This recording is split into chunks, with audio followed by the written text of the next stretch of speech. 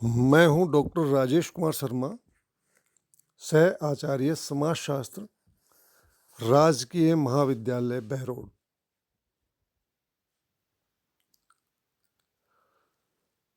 Schedule अनुसूची के chapter में आज हम करने वाले हैं अनुसूची के प्रकार, टाइप्स ऑफ शेड्यूल। अवलोकन अनुसूची, मूल्यांकन अनुसूची, प्रलेख अनुसूची, संस्था सर्वेक्षण अनुसूची, साक्षात्कार अनुसूची इत्यादि पर आज हम इस व्याख्यान में चर्चा करेंगे। ध्यान से इस व्याख्यान को सुने। अनुसूची के प्रकार। ल्यूंडबर्ग ने 3 प्रकार की अनुसूचियों का उल्लेख किया है। वस्तुनिष्ठ तथ्यों को एकत्रित करने वाली अनुसूचियां, इनके भी 3 भाग हैं। अध्ययनकर्ता के प्रत्यक्ष अवलोकन पर आधारित। नंबर 2, जिन व्यक्तियों के पास वांछित तथ्य उपलब्ध हैं उनके साक्षात्कार पर आधारित। नंबर 3, बिना साक्षात्कार के प्रश्नावलियों पर आधारित। नंबर 2, अभिवृत्तियों तथा विचारों का निर्धारण एवं मापन करने वाली अनुसूचियां। तथा नंबर 3, सामाजिक संस्थाओं एवं संगठनों की स्थिति तथा कार्यों को जानने से संबंधित अनुसूचियां।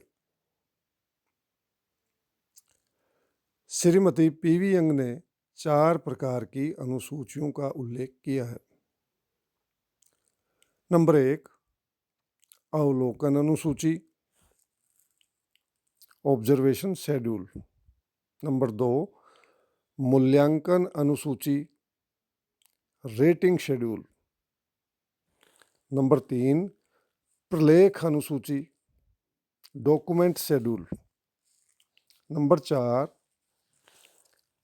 संस्था सर्वेक्षण अनुसूची, इंस्टीट्यूशन सर्वे शेड्यूल। और फिर इसके बाद है 5, साक्षात्कार अनुसूची, इंटरव्यू गाइड। हम यहाँ अनुसूची के प्रमुख प्रकारों का उल्लेख करेंगे। नंबर 1, अवलोकन अनुसूची, ऑब्जर्वेशन शेड्यूल। इस प्रकार की अनुसूची का प्रयोग अध्ययनकर्ता अपने अवलोकन को लिखने के लिए करता है। इसमें वह सूचनादाता से प्रश्न नहीं पूछता है, वरन घटनाओं का अवलोकन कर स्वयं ही प्रश्नों के उत्तरों को भर देता है।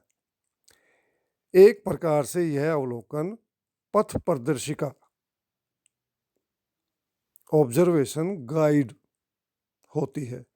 यह अनुसंधानकर्ता पर नियंत्रण रखती है और उसे किस प्रकार की सूचनाएं संकलित करनी है इसका मार्गदर्शन भी करती है। इस प्रकार की अनुसूची का प्रयोग डोरोथी टॉमस एवं शार्लेट बुटलर द्वारा अपने अध्ययन में किया गया। इसके गुण निम्नांकित हैं। नंबर 1, यह अनुसंधानकर्ता को पुनः स्मरण की शक्ति प्रदान करती है। नंबर 2, यह विषयात्मक अभिलेख को संभव बनाती है।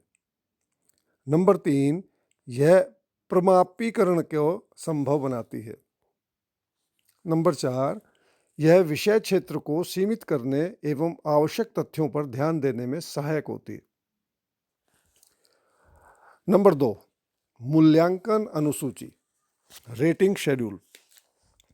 इस प्रकार के अनुसूची का प्रयोग किसी विषय के बारे में लोगों की अभिवृत्ति, रुचि, राय, विश्वास तथा अनुमति आदि के सांख्यिकीय मापन हेतु किया जाता है। सामाजिक समस्याओं एवं घटनाओं के मूल्यांकन, गुण निर्धारण तथा तुलनात्मक क्षमता जांचने के लिए भी इस प्रकार की अनुसूचियों का प्रयोग किया जाता है। समाजमितीय अध्ययन सोशोमेट्रिक स्टडीज वो होते हैं जो गुणात्मक तथ्यों के संबंध में, जैसे आपके विश्वास क्या हैं, आपके मूल्य क्या हैं, मनोवृत्तियाँ क्या हैं, इनका मापतोल संभव नहीं है। इसलिए समाजशास्त्र में इन चीज़ों को, इन भावनाओं को मापने के लिए कुछ यंत्र बनाए गए हैं। उन्हें हम समाजमितीय टूल्स या सोशोमेट्रिक अध्ययनों के अंदर उन टूल्स का इस्तेमाल हम करते हैं। समाजशास्त्र एवं मनोविज्ञान में भी इनका काफ़ी प्रयोग हुआ है। इसमें सूचनादाता की पसंद नापसंद तथा पक्ष विपक्ष के विचारों को जाना जाता है। नंबर 3, प्रलेख अनुसूची, document schedule. Shrimati PV young के अनुसार इन अनुसूचियों का उपयोग ऐसी सामग्री का आलेखन करने के लिए किया जाता है जिन्हें विभिन्न प्रकार के प्रलेखों, व्यक्तिगत जीवन इतिहासों तथा अन्य सामग्री से प्राप्त किया जाता है। इस प्रकार की अनुसूचियों का उपयोग लिखित प्रलेखों जैसे आत्मकथा, डायरियों, सरकारी तथा गैर सरकारी दस्तावेजों आदि से प्रश्नों का उत्तर प्राप्त करने के लिए किया जाता है। इस प्रकार की अनुसूचियों का प्रयोग किसी विशेष विषय की प्रारंभिक जानकारी प्राप्त करने के लिए किया जाता है। इसके बारे में लिखित प्रलेखों से सूचनाएं मिलने की संभावना हो।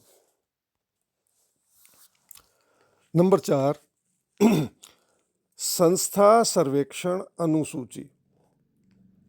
श्रीमती पीवी यंग के अनुसार किसी संस्था के समक्ष उत्पन्न होने वाली अथवा उसमें विद्यमान समस्याओं का निरीक्षण करने के लिए इस प्रकार की अनुसूचियों का प्रयोग किया जाता है।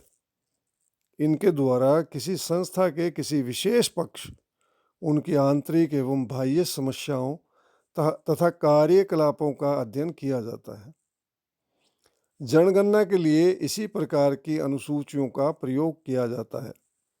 इस प्रकार की अनुसूचियों से पंचायतों, सहकारी समितियों, शिक्षण संस्थाओं, जेलों आदि की कार्यप्रणाली का अध्ययन सरलता से किया जा सकता है। नंबर 5, साक्षात्कार अनुसूची, इंटरव्यू शेड्यूल। ये हम पहले भी इसके बारे में पढ़ा है। इस प्रकार की अनुसूचियों से सूचनाएं प्रत्यक्ष साक्षात्कार के द्वारा एकत्रित की जाती हैं। इसमें निश्चित प्रश्न अथवा खाली सारणी दी हुई होती है जिन्हें साक्षात्कारकर्ता सूचनादाता से पूछकर भरता है। इसके द्वारा साक्षात्कार को व्यवस्थित एवं क्रमबद्ध किया जाता है। इनसे प्राप्त सूचनाओं का वर्गीकरण एवं सारणीयन बहुत आसान होता है। सहायक सूचनाओं की प्राप्ति, संग्रहित सामग्री की जांच अथवा अध्ययन को प्रारंभ करने के लिए इस प्रकार की अनुसूची का प्रयोग किया जाता है। इस प्रकार की अनुसूची के प्रमुख लाभ इस प्रकार हैं। नंबर 1, इनके द्वारा विश्वसनीय एवं प्रमाणिक सूचनाएं प्राप्त होती हैं।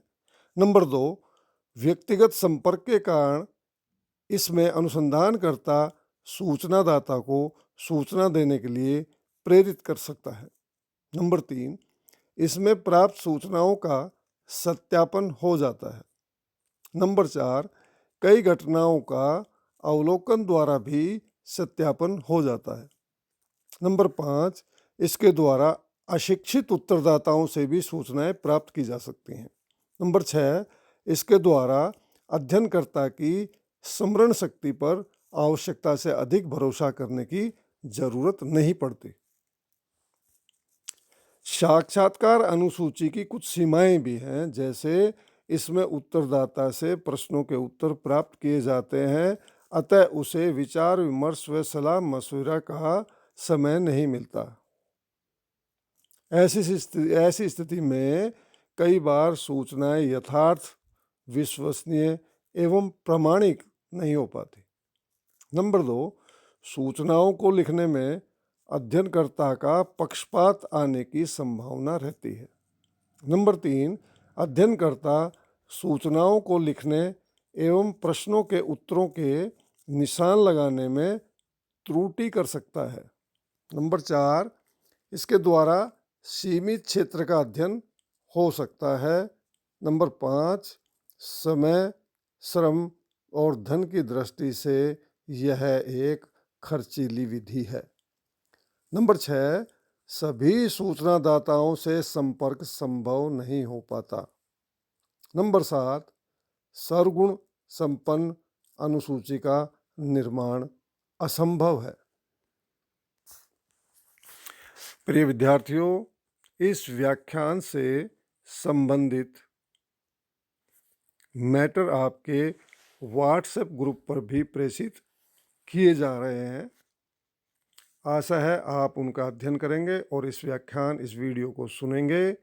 अब ये व्याख्यान यहीं समाप्त होता है। धन्यवाद।